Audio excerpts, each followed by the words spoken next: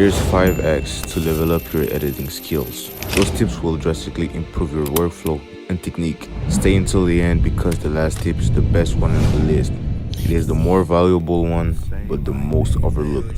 So let's get started.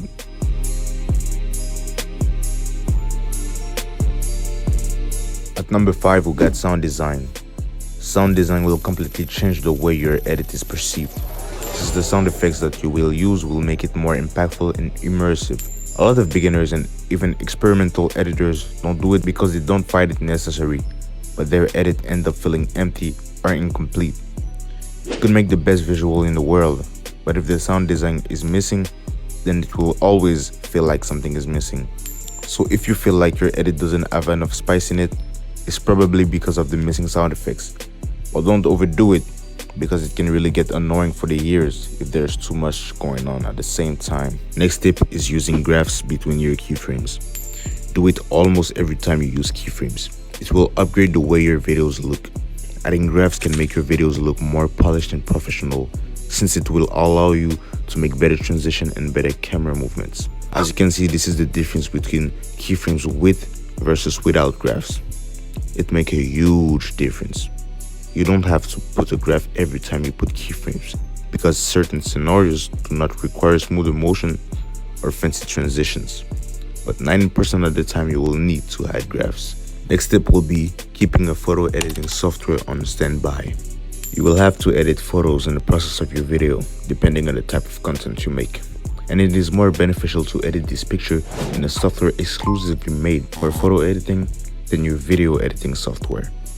Because a video editing software can be really limited in terms of photo editing capacity because it is not its main function. So to not have these limitations, get the proper photo editing software on the side that won't limit you and that will provide better results. Next tip will be take resources to save time. Take as many resources like preset, editing packs, stock footage to save time and effort while keeping the quality up. Those things are just assets to make your workflow more efficient and more enjoyable. For example, on one of my edits, I use a TV static stock footage because I didn't want to spend 3 hours plus to make this TV static footage myself, just for it to appear for a split second on the screen. It was really handy and it saved me a ton of time. But don't forget to have the license of all the assets you use, or make sure it is royalty free.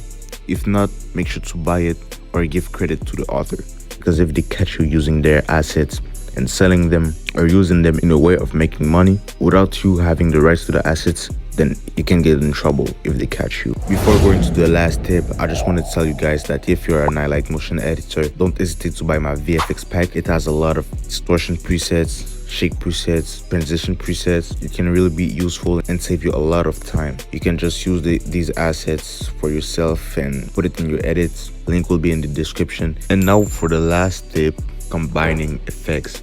Most of the times when you see a lot of big editors doing some really fancy effects that you have never seen before, the first reflex you have is ask them what effect did you use. But in reality, they didn't use one single effect. They just combined multiple effects to achieve that look. My advice to you is just experiment with mixing different effects together to find what you like the most. Also, here's a quick tip. The order of your effects matters. For example, if you put a distortion effect before a glow effect, then the result will be different than if you put the glow effect before the distortion effect. This is a really important fact to know to achieve certain looks. That was it for today.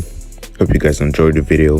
If you found the video useful, don't hesitate to like it. If you have any videos idea you want me to make, don't hesitate to leave a comment and follow me on Instagram and TikTok. Also subscribe to my channel for more content like this. See ya.